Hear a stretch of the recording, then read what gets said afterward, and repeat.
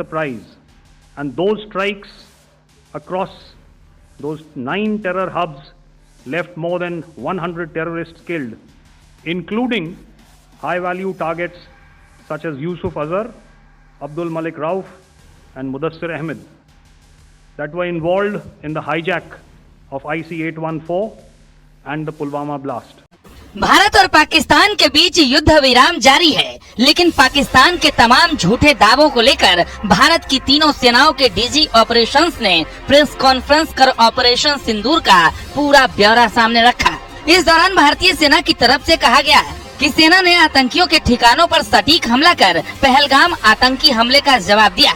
भारतीय सेना की कार्रवाई में 100 से ज्यादा आतंकी ढेर कर दिए गए। कुछ आतंकी ठिकाने पीओके में थे और कुछ पाकिस्तान के अंदर। यहाँ आतंकियों को ट्रेनिंग दी जाती रही थी। इन्हीं को निशाना बनाकर भारत ने सटीक जवाबी कार्रवाई की। Operation Sindoor was conceptualized with a clear military aim to punish the perpetrators and planners of terror and to destroy their terror infrastructure. What I do not state here, of course, is the often stated determination of India and its intolerance to terror. It set into motion a very diligent and microscopic scarring of the terror landscape across the borders and the identification of terror camps and training sites.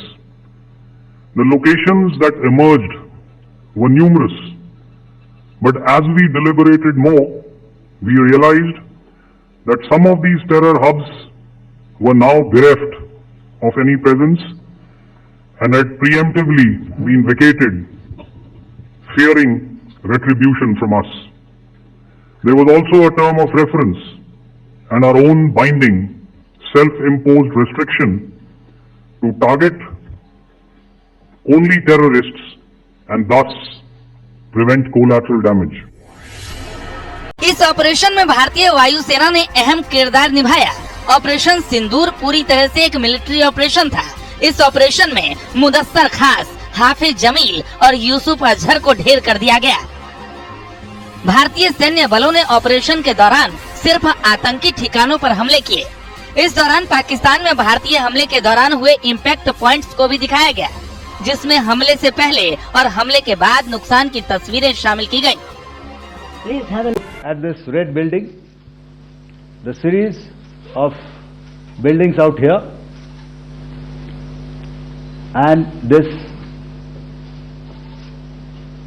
empty ground. Next. If you relate, the empty ground is here, and you see this is the first weapon that is impacting. This is the impact point number 1 on Muridke training camp with our precision guided weapons on early morning 7th. Next please. Keep your eyes glued for the second weapon coming in and the second impact on the selected target point. Pakistan लगातार भारतीय action को लेकर झूठ बोलता रहा है। Indian defence forces के operations command ने पाकिस्तान के एक एक झूठ को खुलासा करते हुए तमाम सबूत सामने रख दिए। पाकिस्तान पर ऑपरेशन सिंदूर के तहत हमले के बाद भारत की तरफ से एयर डिफेंस को तैयार कर दिया गया था। भारत का मकसद आतंकियों पर प्रहार था, जबकि पाकिस्तान ने ड्रोन्स और मिसाइल हमले के जरिए कई शहरों को निशाना बनाने की कोशिश की। Pakistan army has reported to have lost approximately 35 to 40 personnel in artillery and small arms firing on the line of control between the 7th and the 10th of May. Bharat ने न सिर्फ पाकिस्तानी झूठ का पर्दाफाश कर दिया, बल्कि ऑपरेशन सिंदूर के जरिए कैसे पाकिस्तानी डिफेंस सिस्टम की कमजोरी उजागर हुई, ये दुनिया ने देखा।